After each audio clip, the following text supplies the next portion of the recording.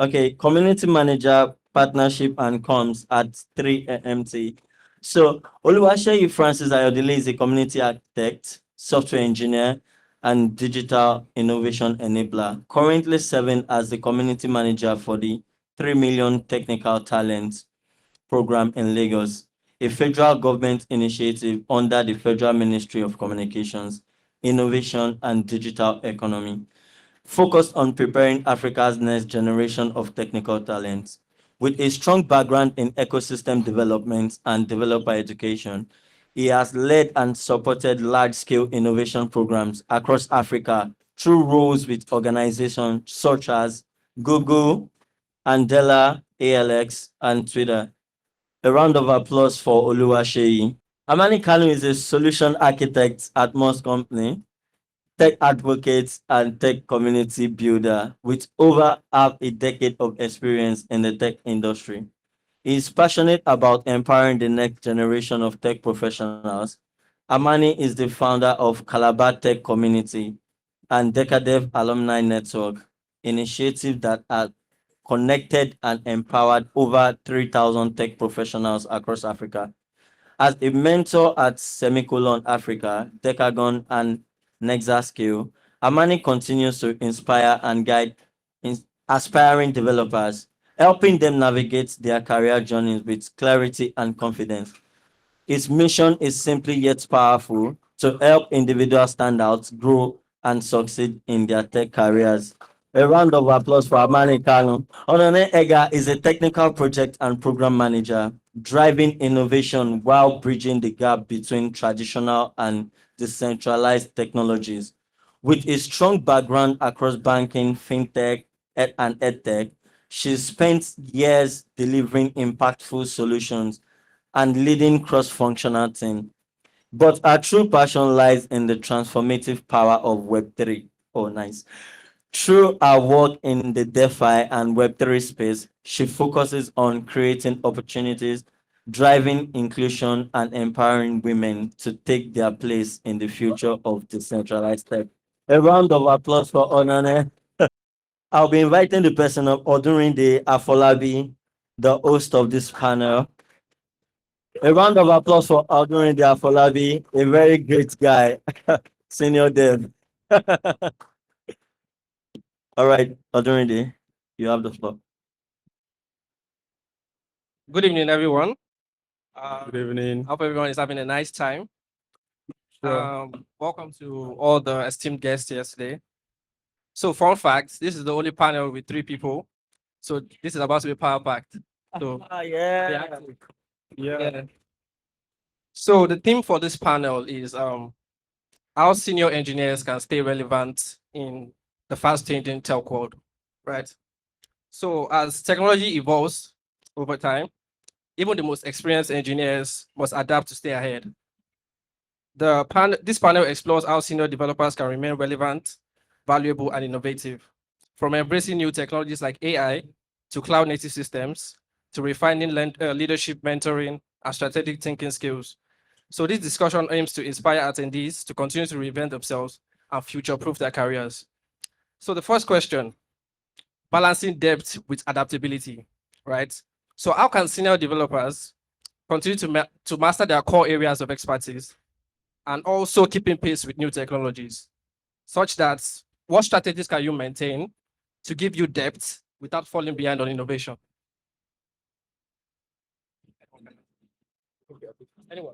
Anyone can answer. Yeah, hello everyone. It's nice to be here. So for software developers, like you said, a lot of things are really changing in this era now. And if you look at it, new tools keep coming in every day. And if you look at these new tools, it's even hard for sometimes for software developers, like senior software developers, to want to go and check those new tools. You will notice that there are even junior developers that are picking more of those new tools than senior developers. And why is this? Is because senior developers mostly focus on tools that they already know very well. So they don't really go outside to like learn and improve their skills and things like that. And one thing they also don't do is that software developers, senior software developers, don't really write documentations. They don't really write articles, something that can also help people like grow, because they have a lot of experience. But these days, you will see them, they just have those ideas. Those ideas is just only in their head, only them knows about those things. Or maybe they figure out something that could have helped people, but they always keep this thing in their within themselves.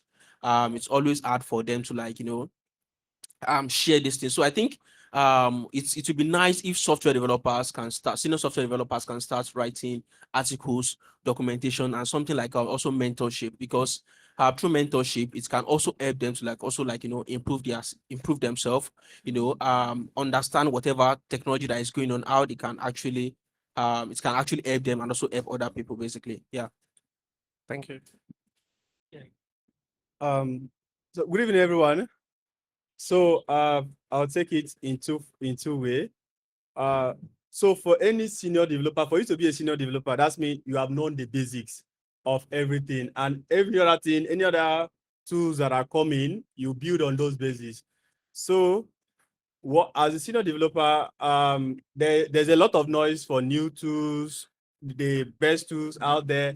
But as a senior developer, you know that your business, the business you are, there is a specific tools that you need to use to solve that particular problem. So you need to focus on the business need than the noise out there. Yeah, thank you. Okay, I think I can add something to that from a different perspective.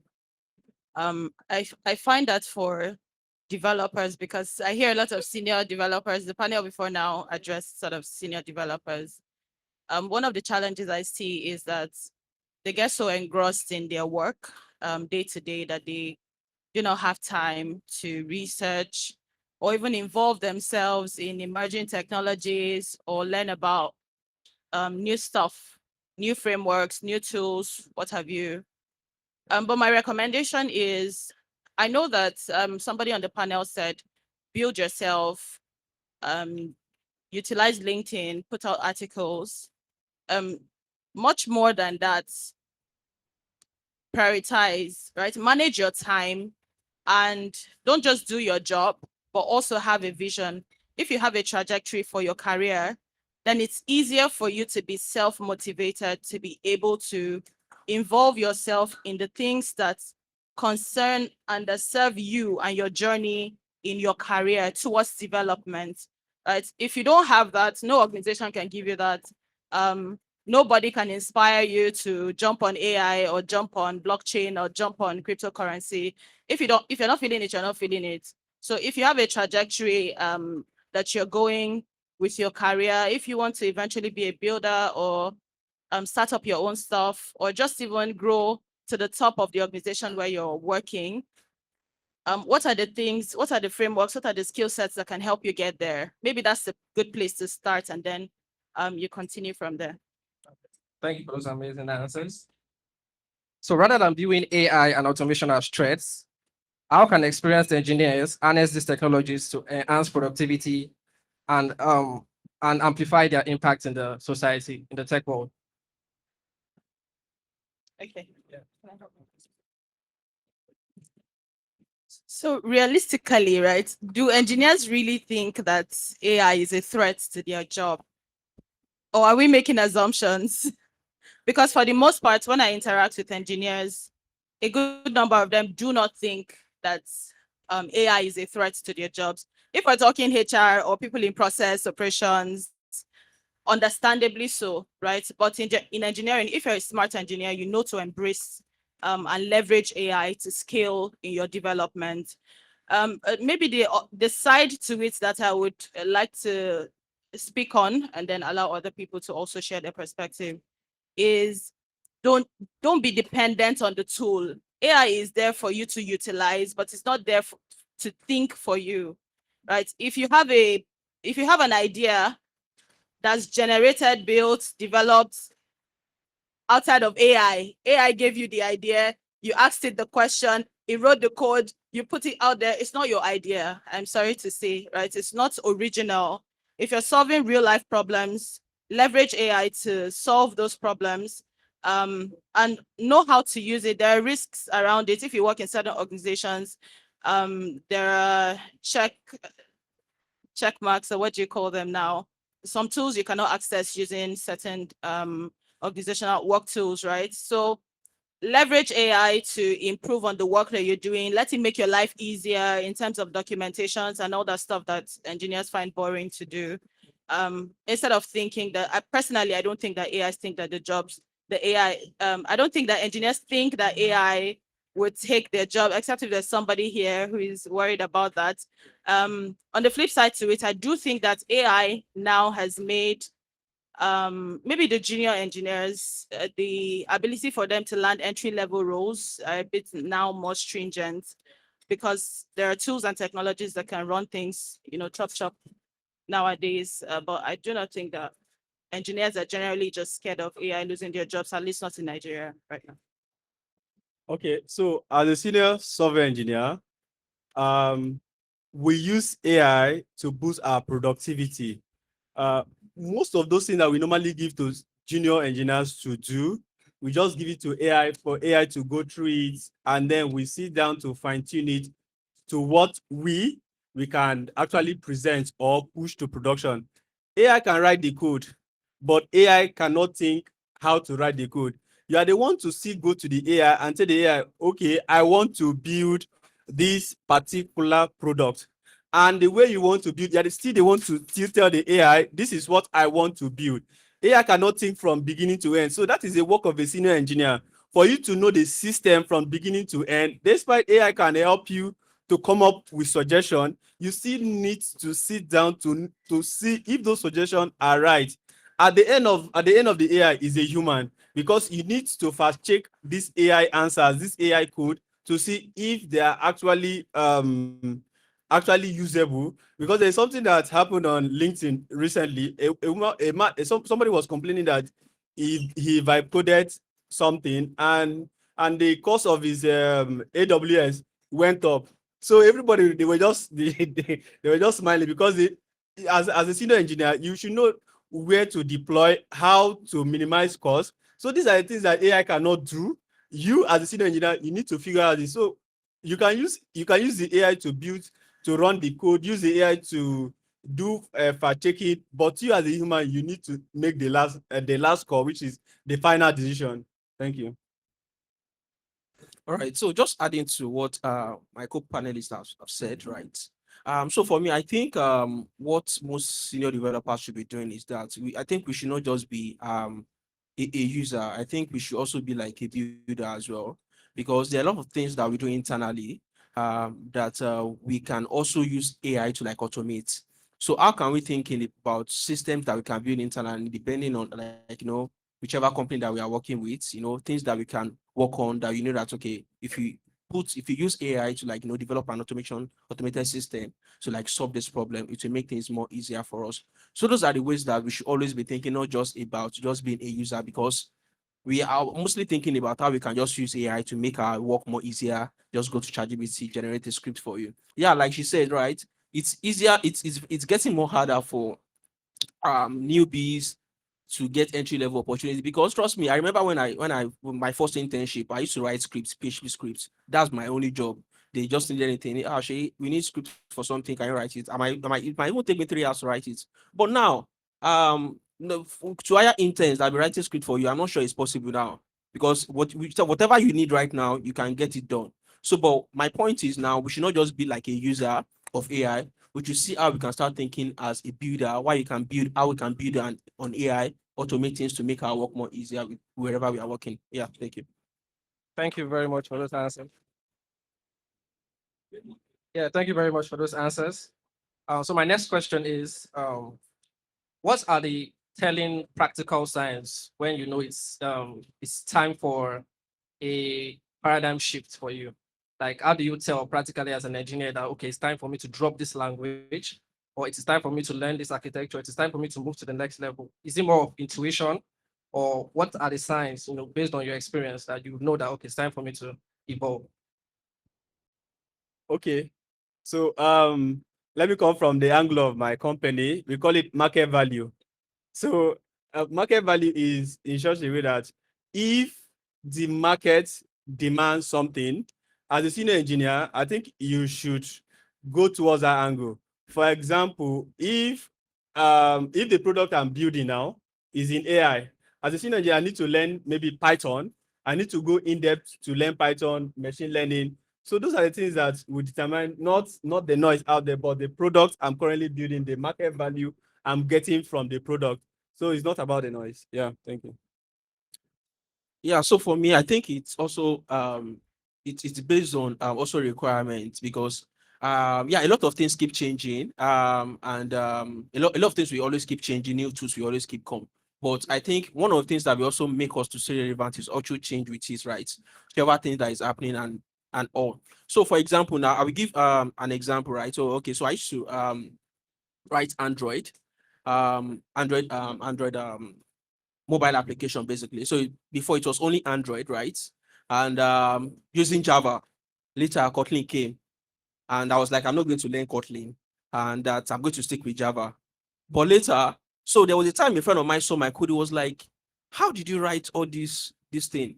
So he now showed me something that he did. It was like very, very small. So it's not like it's more like it gives me like it. I was able to like see the reason why I need to move to Kotlin without him, like, immediately. So another thing, later Flutter came. We need to move Flutter for cross platform and things like that. Later, Google said, okay, you are no more using XML and this thing in Android again. You have to use Compose. So all those things, if you are not changing with it, you will just remain in XML. You remain in whichever thing that you learned. But trust me, when you are now interviewing for new roles, that's when you knew that, okay, you are outdated. And by the time you are outdated to get that job, they will just tell you that you're not qualified. But you feel like, I'm a senior engineer. I've been doing this thing for years. But the new things that is required for those kind of roles, you don't have them, and you're not willing to like upskill. So it would be like, it would be nice for developers, like senior developers, to see how they can pick new tools, new frameworks that are coming based on their what's called their career paths, to make sure that they are stay updated, and they can also be able to like mentor other people and lead the team. Just imagine you are a senior developer, you are a lead mobile developer, you don't know anything about Flutter, you don't know Compose, you don't know all those things, but you have people that you have to mentor that are doing all those things. So how do you want to keep up? So I feel it would be nice for engineers, senior engineers, to make sure that they keep up with these new tools and frameworks, to make sure that can support other people around. Okay, I have a real life scenario to share. Just maybe it would give somebody perspective. On one of the products I manage in my organization, there's an engineer who's very proficient in Flutter. However, we did a merger of some sort amongst two businesses because they're very similar, and they generate, so they basically target similar businesses, agents and merchants. And so we merged them together to form like a marketplace, right? So this engineer's work was then migrated into the most stable platform as a module, and plugged in, and everything functions, well. Technically, it seemed like he didn't have much to do because we didn't require for him to do anything around Flutter anymore. The organization I work for is very React Native heavy, and so we didn't need Flutter engineers. And so this guy was a bit reluctant to move to another team to write React Native, because it meant that he would start to learn it, and for some personal reason, he was just dragging. And then it meant one of two things. We're not hiring for new engineers. Well, not like we're not hiring, but like in the moment, like the plan is not to bring in anybody new. So are you going to pick up work that has been cut out for you that requires React Native, or are you just going to hang around doing nothing? So sometimes even within the organizations where you work, the frameworks change, the dynamics change, the market changes, and there's an evolution that has to happen that you need to adapt to. So sometimes it might be frameworks, it might be markets, even building in Nigeria generally, the compliance, the technicalities, the nuances of the market is such that you cannot be doing only one thing. You cannot be proficient in just one language. You cannot be writing just one thing, at least to the best of my knowledge, right? So, and then to the point that I make about having a trajectory about your career, and where you see yourself coding is great, but what does 10 years from now look like for you? If you have that picture, then I think it will form the basis for how you transition and make those paradigm shifts from time to time. That was lovely. Thank you. Thank you for that lovely answer. So the next question is around the use of soft skills, right? So I asked the question to the first panel that how do I differentiate between a mid-level and a senior level developer? And the panelists told me about communication and leadership, right? So how important are the application of soft skills in this new tech age that we find ourselves? Because as the average engineer, I just want to raise my PR and go home. I don't want to lead anybody. I don't want to mentor anybody. So how important are these, additional soft skills that we now have to have as software engineers? Okay, let me start because I think you guys are looking at me. So I once worked in an organization that, or maybe did stuff with an organization that the way that they hire is that they assess your soft skills, because technical skills can be learned. Anybody can learn a tool. Any dummy can pick up a framework. They just need to know what it takes, right?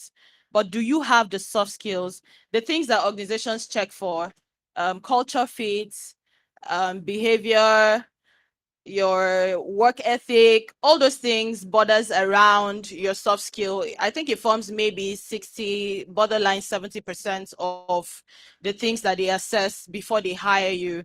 And you will find that no two organizations are the same. You know the frameworks, you know the semantics, you know the language that you're writing, but you find that even if it is the same solution, maybe they're serving a different customer, their business approach is different. There's always something new to pick up in a new organization, right? So my point is, soft skill is key. These days, we cannot emphasize it enough. And nowadays, it's beyond even having those soft skills. There's also the part where you know how to position yourself to be visible, right? For us to see the value that you have and that you can add to a team, an organization, and an entity, or whatever the case might be. So I think you get the point I'm trying to make. So I think the person that answered that said the difference between a senior and a junior is the soft skill. The person is right, because when you start going up the the ladder of career, you figure out that you deal more with people than you deal with machines. So it's the people under that will deal more with machines. So if you don't have those soft skills, you will not be able to relate with others so that they can deal with those machines. It's very important as a senior engineer, you know this soft skill, you embody them, like you embrace them. Those are those things that will make people notice you in a company. Whenever there's a promotion or something, the people look out for soft skill, not the hard skill. That's actually very true. Yeah. That's true. So you can know how to you can know how to program, you can know how to write code, you can be the best, but if you cannot lead, if you cannot communicate, if you cannot network your way up, that is where the real deal is. So as a senior engineer, you should know this, because you're dealing with people. You're not only dealing with machine. So thank you. So true. All right. Thank you. I think something is like the most critical thing that every senior developer should have, and in terms of communication, in terms of leadership, and because these are the things that is going to shape you to even be like a leader in the organization. And when it's like my co-panelist said, like organizations, they look at how you can lead, how you can be able to like lead people and all, and they are going to see all those things in you. But if you don't have all those things, it will be hard for them to like be able to like make decisions. And trust me, when people are looking at your CV, this soft skills is also something that also attracts them. Because when they see that, okay, you've done this after outside work. Because most of us, the only thing that we just do is just work, just go to the office, write code, push, match PR, raise PR, review code, that's all. But what other things do we do outside our work? Are we involved in community? Because community is something that is really, really important, because through community, you can be able to like develop your soft skills, your through your like communication, you can improve your communication by interacting with people. You can be able to like mentor people, which is really, really important, because there are other things that you can mentor people, like it shows your leadership. Do other things that are not really related, take initiatives like events, like volunteer in events, things like that that you do that is not even related to your work. These are the things that can actually help you to like be able to like learn more soft skills and also position you as someone that is not just a software engineer, because these are the things that will differentiate you between a normal software engineer and you as a senior software engineer. Because I've also gotten a lot of feedback, like, okay, why did you choose me for this role? Because you do this thing. The only thing I just is just lead community. That's why you are different from this person that is also a software engineer. Both of you are software engineer, but you do other these things. But we see that thing in you. So do other things that can actually help you develop more soft skills and all. Yeah, thank you. So I'll add something tiny to that. So in our quest to improve, our soft skills, don't fake it. Don't over communicate. Don't over lead. Don't try to do too much. Let it be a part of your personality. Don't do it as a form of eye service. So I'm trying to impress some certain people. Let me fake some sort of communication. Let it be a part of, who you are. Okay, so just to add something to what we're saying about soft skills, I find that we're very heavy on communication, but communication is just one out of several soft skills. There's risk management, there's negotiation, critical thinking.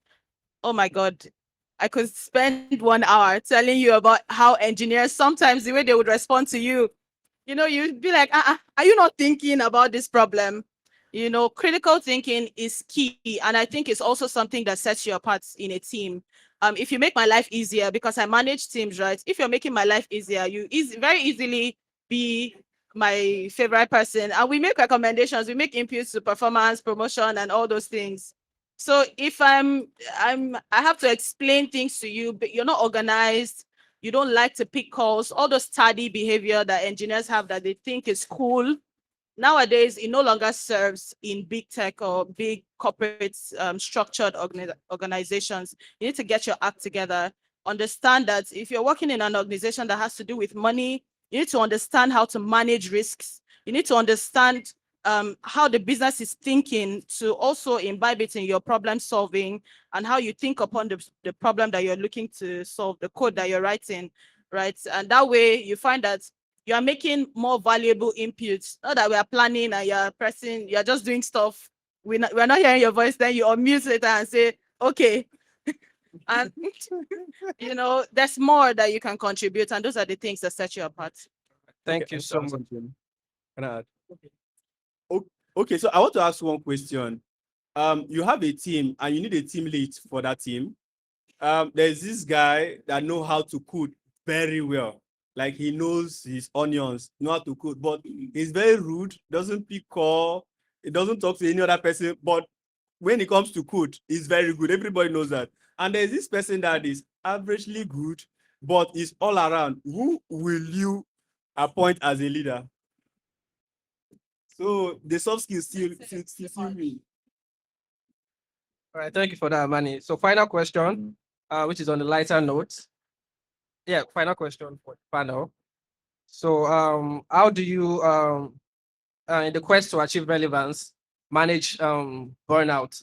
In the quest to, learn new tools, learn new technologies, be on top. How do you ensure you're not burnt out? How do you ensure that you're not stressed, your dopamine levels are high? What are the tips you can give to the audience?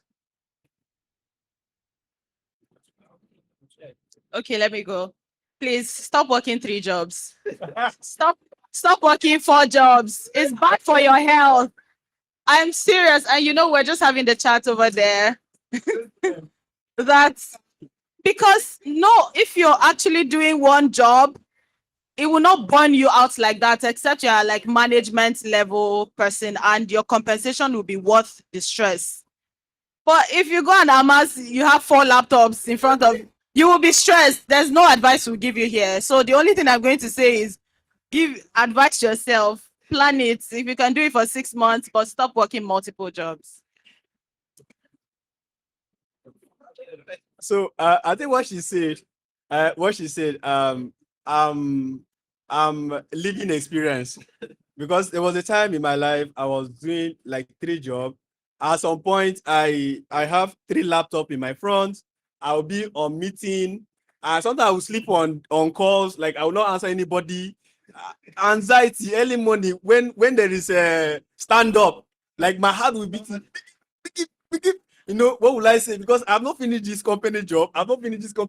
So at a point, I have to meet a therapy and then tell people like, look at your problem. Your problem is that you are looking for money every year. So you just have to focus as you just have to focus and build your career in one. Know the company that is going your way. Focus there and build your career in one. Money will come when you get to a certain level. And I took that advice. I have to leave others, and my peace of mind came in. And another thing I did was that I work remotely, and for remote workers, we found out that after sometimes there's this kind of boredom in between. So what I do is that I work 2 months at home and then 1 week in workspace. That will give me that feeling of working with human, interact with people. So that is what has kept me. And another thing, I also incorporate gym 3 times a week. I don't know if anybody gym in the evening 3 times a week. That has helped me balance my work-life balance. Okay. Although we don't have. All right. Yeah. What I just want to add is that try also do something outside your work, what you do at work. Yeah, we are right. A lot of developers do three jobs. Yeah, you know. But another thing that there are still some that do one job and the job is still stressful and it's a lot, you know, for them and so there was time I was even working with a company, it's just one company, and I wake up in the morning before stand up, I have to be doing like this, just one that time, you know. So it happens like that. But what used to save me is that I do a lot of other things apart from my work, right? I do a lot of community stuff. So that takes me out of my workspace. So if you can do something else that is not related to your work, it takes you away from that your work when you need to. And you're happy because so it would be nice if you can, you know, be like I said, it's good to be involved in a community. Join community, attend events, meet up, mixers, you know, be part of community. Those are the things that will help you, like, you know, to forget everything that is related to work, that can help you calm down, relax, and be able to, like, you know, do other things. So also don't forget about mentorship. I want to, like, you know, quickly chip in there. Mentorship is also really important. Have people that you can be able to, like, also mentor, talk to, you know, things like that can also help you. You know, this is now outside work related. So this is now like a normal conversation. Hey, how are you doing? How you like? Just you can have a random conversation with people, and while also you are mentoring them, you are helping them grow in their career too as well. Yeah, thank you. Thank you very much. I think he's trying to say, how does AI impact career change for a senior developer? Yes. Okay. I'm not a senior developer, but I work with developers, engineering teams. So I manage technical teams. I think we sort of touched on that when we're talking about how that engineers can leverage AI to improve on the solutions that they build. In Nigeria, there's a lot of gap in terms of technical or technology adoption, so to speak. However, to play in the global field, to play in the global space, we had the guy who spoke about, I forget his name now, say that for him, he's passionate about Nigeria. He knows how to play within the Nigerian ecosystem because he understands the problem that Nigeria faces, the peculiarities, and how to approach those solutions. And so if there are engineers who are looking to play in the global space, because AI is such a big deal now, at the back of that, we have blockchain technology. These days, there's a lot of conversation around stable coins and how even the government is exploring ways to adopt stable coins for economic growth, right? And there are nuances to this because different countries, different stable coins, different values, right? So apart from AI, there are technologies that you need to know and understand and incorporate into your research that would then inform the next opportunity you go for. That's why I think that gig economy or gig mentality may not serve in the long run. You need to be clear what you're looking for, and you need to be choosy with the opportunities that you allow yourself commit your time to. And that's how you fall into that place. I heard somebody speak about equity fraud and stuff. There are things that you commit yourself to. You don't have time to be building for people that are not ready, right? Be clear. Don't just take up any projects. Me, I'm not writing the code, but I'm more interested in products that excite me. If it's not technology forward or stuff that I have done and found boring, I leave it for someone else to do it. So if you're passionate about AI, you're looking to play in the global space, I think go for it. Look for open source projects and contribute. build, try, fail, try again, and just position yourself in a place where you can compete globally. Okay. I think I have something to add.